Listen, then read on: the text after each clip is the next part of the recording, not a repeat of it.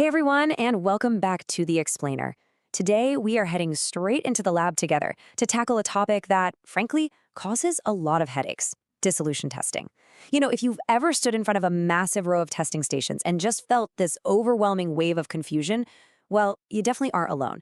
So let's figure out exactly how the USP, the United States Pharmacopoeia, dissolution apparatus types actually work, and more importantly, why we even need so many of them in the first place. Let's be completely honest for a second. Trying to remember all 7 of these setups for an exam, or just for your daily lab prep, is totally overwhelming. Most folks look at the regulatory guidelines and completely overcomplicate the whole thing. But listen, mastering this, it's not just about passing a test. As a lab supervisor, I can tell you firsthand that the setup choices you make literally dictate your final dissolution data quality. If you choose the wrong apparatus, you get bad data. And in the pharmaceutical world, bad data is completely unacceptable. It can completely misrepresent how a drug is going to actually perform inside a human body. So to fix this, we're going to build a mental map together today. I'm going to share a really simple 1-minute memory hack that perfectly organizes this entire complex topic. Instead of looking at the USP guidelines like some random laundry list of machinery, we're going to view them as a highly logical sequence. Because once you lock in this mental map, you'll instantly recall not just the names of the equipment, but exactly when and why to use them. Okay, here is your organic roadmap for the entire sequence of motion. I want you to memorize this exact phrase: baskets, paddle, cylinders, cells, and discs, then holders. It perfectly sequences the apparatus types from 1 straight through 7. Seriously, let's say it again. Actually, say it out loud with me this time so it really sticks. Baskets, paddle, cylinders, cells, and discs, then holders. This little mnemonic phrase is practically a foolproof memory hack. All right, let's really dive into this, because this sequence is actually a fascinating journey of increasing engineering complexity. As we move from type 1 up to type 7, we're basically transitioning from basic everyday solutions to highly specialized equipment designed for very tricky, specific drug delivery mechanisms. Let's look at the full landscape really quick before we zoom in. Here is your quick recall table. Now, I'm obviously not going to read every single box to you, but just take a second to notice the progression here. We start at the top with types 1 and 2, which are your basic spinning cages and paddles for standard pills. And then we move all the way down to type 6 and 7, which are these highly specialized cylinders and holders for complex patches and niche low-dose deliveries. The engineering literally evolves as the dosage forms get more complicated. Now, to really understand how all these work, we kind of need to talk about engineering and physics for a second. The absolute core principle behind standard dissolution testing is hydrodynamics. For any drug to dissolve, it needs physical energy. The stir speed, which we measure in rotations per minute, or RPM, creates what we call shear force. And this shear force is basically the physical turbulence that strips the dissolving drug away from the tablet surface and mixes it out into the surrounding liquid media. Keeping that basic physics principle in mind, let's look at the absolute bread and butter of the industry, types 1 and 2. Guys, these are the everyday workhorses of any standard pharmaceutical testing lab. If you're testing a standard immediate-release tablet or capsule, honestly, 95% of the time, you're going to be reaching for one of these 2 setups. Now, what's really interesting is how these 2 standard setups physically operate to create that shear force we just talked about. On one side, we've got the type 1 basket. It's exactly what it sounds like, literally a small metal mesh cage that holds the drug and spins inside the liquid, creating a very localized shear force. But on the other side, the type 2 paddle is a precisely engineered metal blade that sits above the drug and stirs the entire volume of liquid. Because of this design, the paddle distributes the shear force intensity really differently, sweeping across the bottom of the vessel rather than just forcing liquid through a tiny cage. But, nothing is perfect in the lab, right? Knowing how to troubleshoot is absolutely crucial. Let's look at the reality of using the type 1 basket. The massive pro here is that it keeps things from floating. If you have a super light capsule, it naturally wants to just bob up to the top of the liquid where it won't dissolve properly. The basket safely traps it right under the surface. But the con? That fine metal mesh gets clogged so easily. If your drug formulation uses gummy, sticky excipients, they're going to block those mesh holes, trap the drug inside the cage, and totally ruin your data.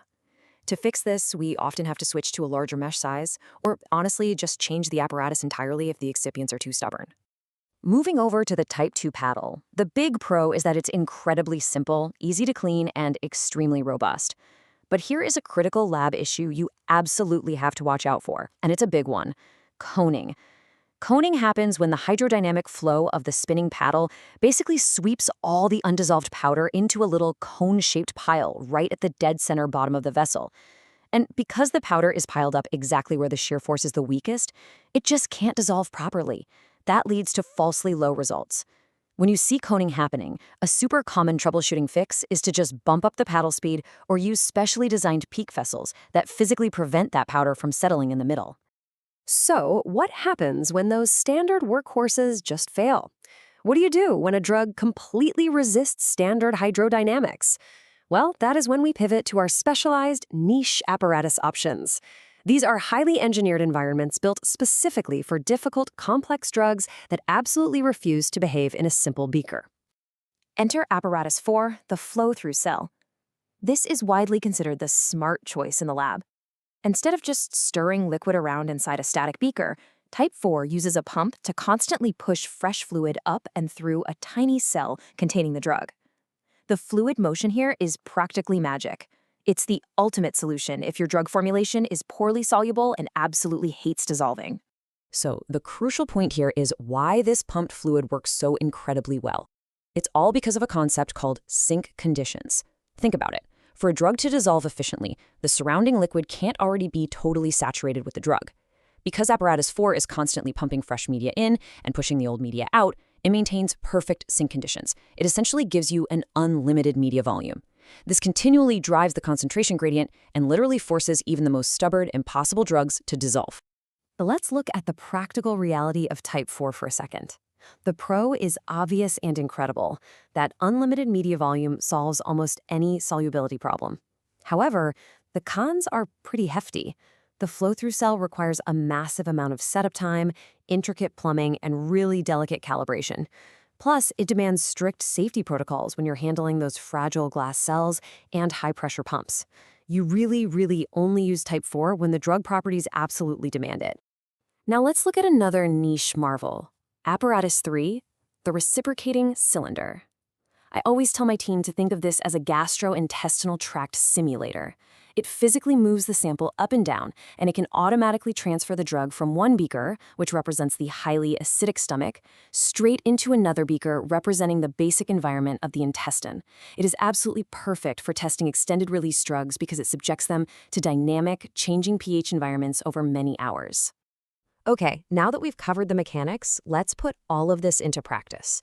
We are going to run through a real-world decision tree. Out in the industry, you don't just randomly guess which apparatus to use. You select the equipment based purely on the physical properties of the drug dosage form you're working with.